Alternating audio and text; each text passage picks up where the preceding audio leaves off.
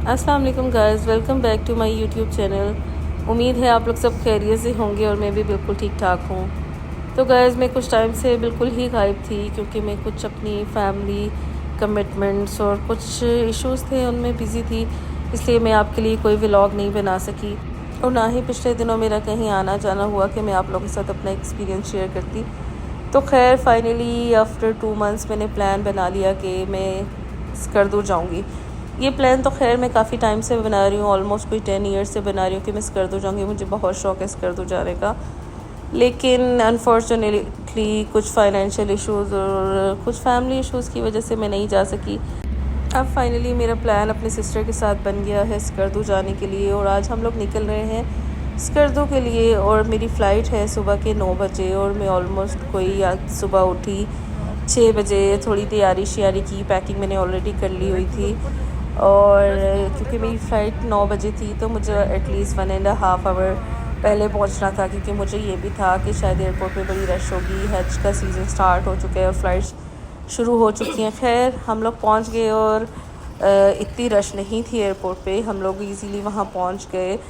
मैंने स्कर्दू जाने के लिए जो फ़्लाइट बुक की थी वो एयर ब्लू की फ़्लाइट थी और ये फ़्लाइट मैंने वीकडे में बुक की थी। इसका मकसद सिर्फ यही था कि वीकडे में जो फ़्लाइट्स हैं वो थोड़ी सी सस्ती मिल जाती हैं और एयर ब्लू जो है पीआईए के कंपैरिजन में थोड़ी सस्ती थी। लाइक अगर आपको एक अंदाज़ा मैं बता दूं कि जो मुझे रिटर्न टिकट है वो ऑलमोस्ट 33 to 35,000 का पड़ा है, क्योंकि मैंने सीट सिलेक्शन वगैरह ऑलरेडी की थी तो मुझे इसलिए थोड़ा सा उसमें 1,000-1,200 एक्स्ट्रा देने पड़े थे, क्योंकि मुझे विंडो सीट चाहिए थी। फ़र्स्ट टाइम ट्रैवल करी थी और मुझे ना वो सारे व्यूज़ देखने थे, इस वजह से मैंने सीट ऑलरेडी सिलेक्ट कर रही थी।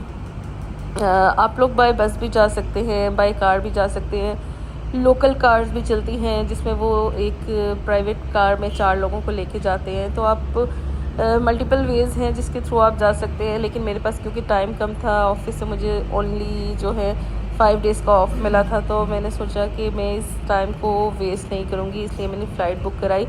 और खैर मैं इस ट्रिप के लिए बहुत टाइम से पैसे भी सेव करी थी। ये नहीं है कि मैंने ये ट्रिप 1 महीने में प्लान किया और मैं चल पड़ी, बिल्कुल ऐसा नहीं है, क्योंकि मैं भी आप लोगों की तरह एक बिल्कुल सीधी सादी सी बंदी हूँ, ना मेरे पास ज़्यादा पैसे होते हैं ना कुछ। लेकिन इस टूर के लिए मैं बहुत टाइम से सेव कर रही थी, इस वजह से मेरे पास कुछ पैसे थे, तो मैंने कहा क्यों ना फ़्लाइट बुक कर लें। और मैं क्योंकि फ़्लाइट से वो सारे नज़ारे भी देखना चाहती थी और आगे चल के मैं आपको दिखाऊंगी भी कि कितना प्यारा व्यू हमें वहाँ पे मिला देखने को।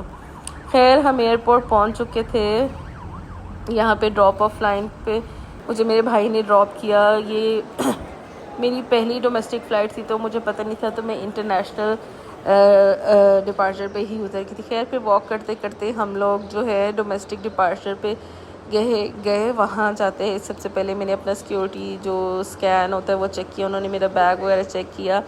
तो इतनी सख्त चेकिंग नहीं होती डोमेस्टिक फ़्लाइट्स में, वो बड़ा इजीली आपको चेक करके आपको छोड़ देते हैं।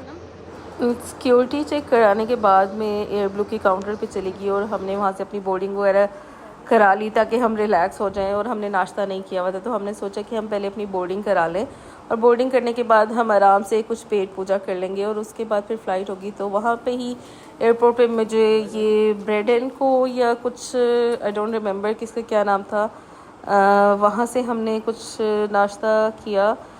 नाश्ते के लिए हमने ऑर्डर किया था एक ग्रिल सैंडविच, उसके साथ बनाना ब्रेड और एक मैंने पानी की बोतल ली थी और साथ मैंने एक ग्रीन टी ली थी। और इसकी टोटल कॉस्ट मुझे ऑलमोस्ट 1200 पड़ी थी। खैर पेट पूजा करने के बाद कोई 8:15 के करीब बोर्डिंग स्टार्ट हो चुकी थी और यहाँ पे हम अपने प्लेन की तरफ जा रहे हैं। और मैं ऑलरेडी बड़ी एक्साइटेड थी, थोड़ी नर्वस भी थी कि पता नहीं कैसी फ़्लाइट होगी, आपको पहाड़ों के बीच में से फ़्लाई करके लेके जाएंगे, पता नहीं कैसा फ़्लाई करते हैं, मुझे बड़ा डर भी लग रहा था।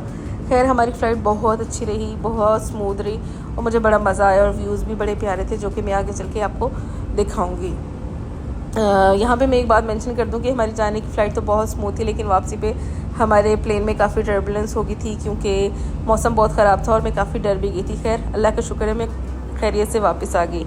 यहाँ पे फ़्लाइट बोर्ड होने के कुछ हाफ़ एन आवर बाद वो आपको एक रिफ़्रेशमेंट सर्व करते हैं, जिसमें उन्होंने हमें एक चिकन सैंडविच दिया था एंड जूस था और साथ एक बनाना ब्रेड थी। बनाना ब्रेड मैं ऑलरेडी खा चुकी थी, सैंडविच भी खा चुकी थी, लेकिन मैंने कहा चलो ट्राई तो करते। लेकिन ये काफ़ी अच्छा था। इसके साथ उन्होंने हमें पानी भी सर्व किया था। खैर हमने पेट पूजा की, उसके बाद हमने बाहर के नज़ारे देखे। ये देखें गाइस, आप भी व्यूज़ देख सकते हैं कि कितने प्यारे व्यूज़ हैं। आपको प्लेन से जाते हुए आप K2 के ऊपर से गुज़रते हैं और आपको पायलट प्रॉपरली गाइड कर रहा होता है कि अभी हम किस जगह से गुज़रे हैं। खैर ऑलमोस्ट कोई 45 to 50 मिनट्स की फ़्लाइट के बाद हमने स्कर्दू में लैंड कर लिया था और मैं ऑलरेडी बड़ी एक्साइटेड थी। और हमें लैंड होते ही वहाँ पे क्या कहते हैं, कचपन्ना जो उनका डेज़र्ट है, कोल्ड डेज़र्ट, जो हाईएस्ट कोल्ड डेज़र्ट है, वो भी हमें नज़र आ रहा था। और वो बड़ा प्यारा एक व्यू था कि आपको डेज़र्ट नज़र आ रहा है और पीछे से आपको स्नो केप्ड माउंटेन्स नज़र आ रहे हैं। तो बड़ा एक हसीन सा नज़ारा लग रहा था।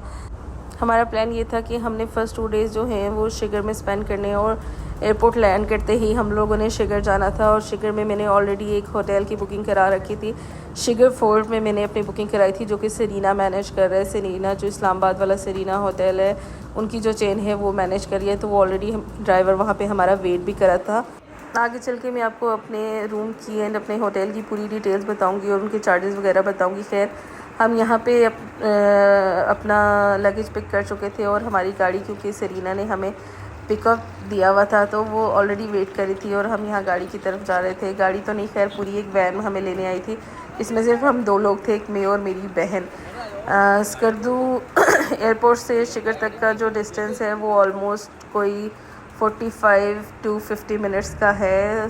स्कर्दू एयरपोर्ट एक बड़ा प्यारा और बड़ा क्यूट सा छोटा सा एयरपोर्ट है, जो कि स्कर्दू सिटी से थोड़ा सा दूर, लाइक 20 मिनट्स की ड्राइव पे गामबाग एरिया में लोकेटेड है। और यहाँ पे अब इंटरनेशनल फ़्लाइट्स भी आना शुरू हो गई। अभी फ़िलहाल यूएई से यहाँ पे डायरेक्ट फ़्लाइट आती है और इन फ्यूचर मैंने सुना है कि यहाँ पे और इंटरनेशनल फ़्लाइट्स भी आएंगी ताकि टूरिज़म को प्रमोट किया जा सके, क्योंकि इस एरिया में फ़ॉरेनर्स और पाकिस्तानी एक्सपर्ट्स जो हैं उनका बहुत आना जाना लगा रहता है। तो इसलिए उनको फैसिलिटेट करने के लिए प्लानिंग कर रहे हैं कि इसको मज़ीद एक्सपेंड किया जाए ताकि इंटरनेशनल फ़्लाइट्स यहाँ पे डायरेक्ट लैंड कर सकें।